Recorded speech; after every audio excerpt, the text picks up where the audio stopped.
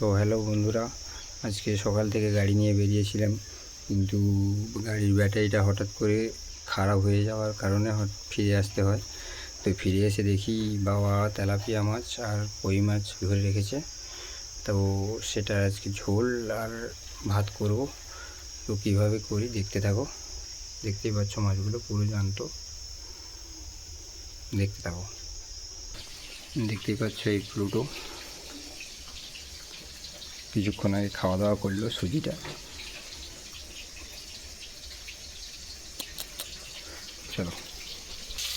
চলো বন্ধুরা, প্রথমে আমি জিরাটাকে বেটে নিচ্ছি। মাছটা ভাজতে ভাজতে জিরাটা বেটে নেব, তারপরে চলো কী করি দেখতে থাকো। চলো বন্ধুরা, আমার মাছ ভাজা প্রায় কমপ্লিট, তোমরা দেখতেই পাচ্ছ।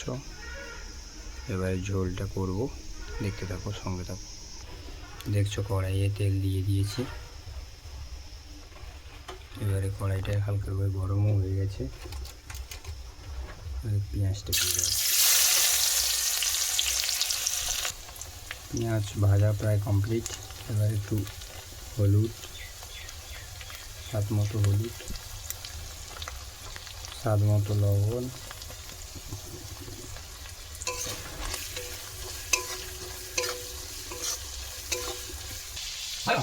পিঠে আর আলুটা ভালো করে ভেজে নেব। ভাজা হয়ে গেলে ভেজে নেওয়ার পরে হালকা করে জল দিয়ে দেবো। দেখতে থাকো কীভাবে তৈরি করি।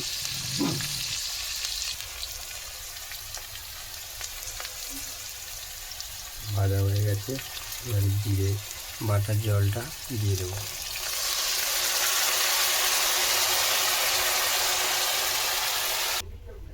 এবারে মাছটা দিয়ে দেবো।